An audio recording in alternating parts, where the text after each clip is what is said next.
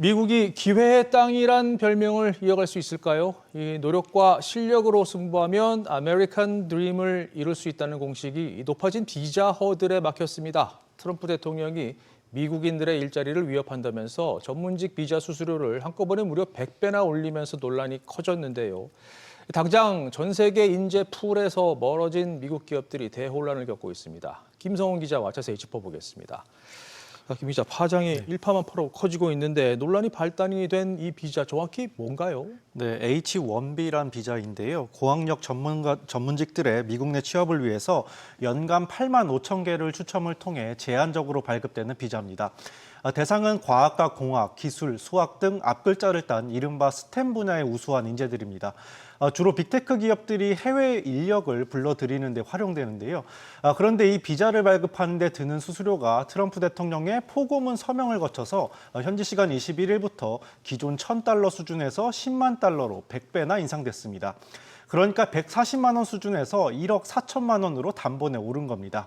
영국의 파이낸셜 타임즈는 지난해 14만 1,000건의 신규 비자 발급이 이뤄진 추세를 감안해서 기업들이 연간 총 140억 달러, 우리 돈으로 약 20조 원의 부담을 질 것으로 추산하기도 했습니다. 어마어마하군요. 올려도 너무 올렸는데 갑자기 왜 그런 겁니까? 네, 트럼프 대통령은 H-1B 비자는 일시적으로 부가적인 고숙련 업무를 수행하라고 마련됐지만 미국 노동자를 저임금, 저숙련 노동자로 밀어내는데 악용돼 왔다고 주장했습니다.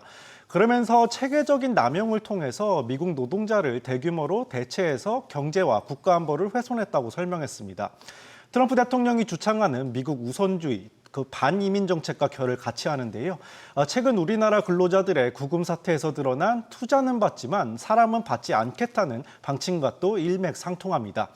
이 때문에 강성 지지층인 마가의 젊은 층을 의식한 정치적 행보란 분석도 나오고 있습니다. 네. 당장 미국 기업들이 큰 혼란을 겪고 있죠. 네, 그렇습니다. 마이크로소프트와 메타 등 빅테크뿐만 아니라 아마존과 월마트, JP모건 체이스까지 다양한 산업군의 기업들이 이번 조치의 영향을 받게 됐는데요. 제도 변화의 불확실성이 큰 만큼 이들 기업들은 H-1B 전문직 비자를 소지한 직원들에게 해외여행을 피하고 미국에 머물 것을 긴급하게 요청하고 나섰습니다. 이 과정에서 미국 정부가 논란을 키운 측면도 있는데요. 러트닉 상무장관이 총 6년 동안 매년 10만 달러를 내고 비자를 갱신해야 한다고 말해 충격을 줬고요. 이후 논란이 커지자 백악관이 연간 수수료가 아닌 신규 신청 시에만 적용되는 일회성 수수료라고 정정했습니다.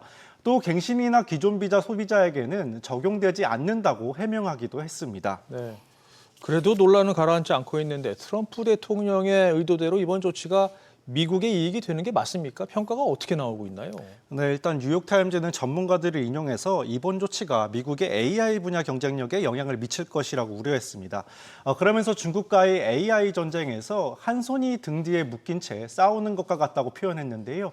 글로벌 기술 인재는 한정되어 있는데 높아진 비자 문턱이 이들의 미국 유입을 제한하면서 중국과의 AI 패권 경쟁에도 악영향을 미칠 것으로 본 겁니다. 이번 조치가 미국 내 대기업과 스타트업 간 인재 확보에 빈익빈 부익부 현상을 심화시킬 것이란 관측도 나오는데요. 대기업들은 대폭 인상된 수수료를 감당할 자금력이 있지만 스타트업은 인재난에 허덕일 것이란 전망입니다. 무엇보다 H-1B 비자는 스타 CEO들의 미국 입국 관문과도 같았기 때문에 걱정이 큽니다.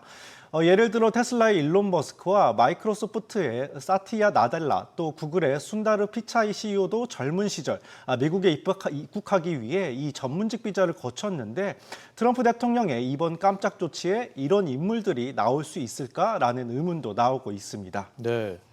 그런데 일부 대기업 CEO들은 환영의 뜻을 밝혔다고요?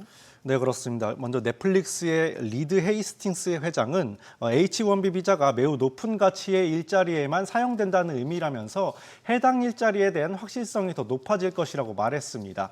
엔비디아의 젠슨 황 CEO도 가장 뛰어난 인재들이 미국에 오기를 원하고 이는 회사와 국가의 미래 모두에 매우 중요하다고 환영의 뜻을 전했습니다. 여기에 오픈 AI의 샘 올트먼 CEO 또한 과정을 간소화하고 재정적인 인센티브를 마련하는 것은 긍정적이라고 평가했는데요. 미 노동부에 따르면 H-1B 비자 신청자 중 절반가량은 비기술 과학 분야 근무자였고 신청자 중 약 30%는 10만 달러 이하의 연봉을 받는 것으로 나타났는데요.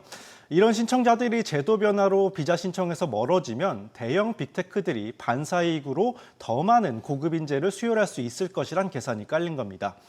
실제 트럼프 행정부는 제도 개편을 통해서 비자 신청이 쿼터를 초과할 경우에는 무작위 추첨 대신에 임금 수준별로 구간을 둬서 고임금 고승용 근로자를 비자 발급 시 우대해주는 방안도 추진 중입니다.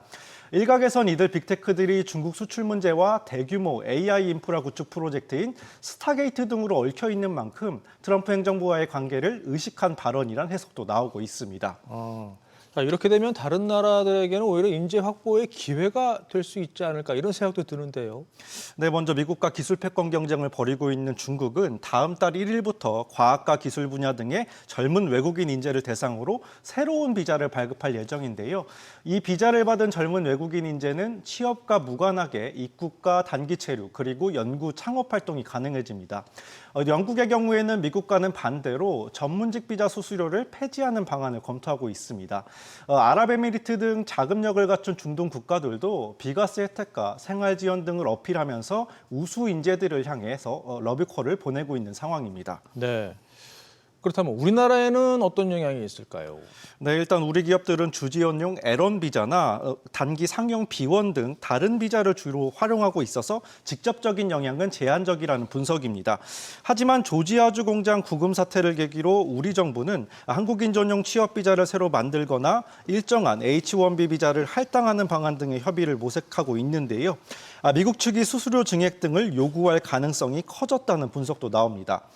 미국은 전문직 비자에 그치지 않고 오는 30일부터는 관광과 출장 등의 목적으로 최대 90일간 무비자로 입국할 수 있는 전자여행 허가제, 이스타의 수수료도 현행 21달러에서 40달러로 2배 가까이 올릴 예정이고요. 또 기존 H1B 비자를 악용한 기업들에 대한 진상조사에 나서는 등 고삐를 더 재고 있어서 미국의 비자 수수료 인상 파장은 당분간 이어질 전망입니다. 네, 알겠습니다. 김성훈 기자 잘 들었습니다.